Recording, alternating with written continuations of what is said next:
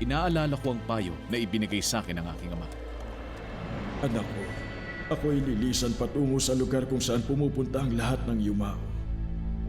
Magpakatatag ka at lakasan mo ang iyong loob. Tuparin mo ang iyong tungkulin para sa Panginoon mong Diyos at mamuhay ayon sa kanyang kalooban. Sundin mo ang kanyang mga batas, utos, hatol at mga tuntunin na nakasulat sa kautusan ni Moises. Sa gayon, magtagumpay ka sa lahat ng iyong gagawin at lahat ng iyong pupuntahan. Kapag ginawa mo ito, tutuparin ni Yahweh ang pangako niya sa akin.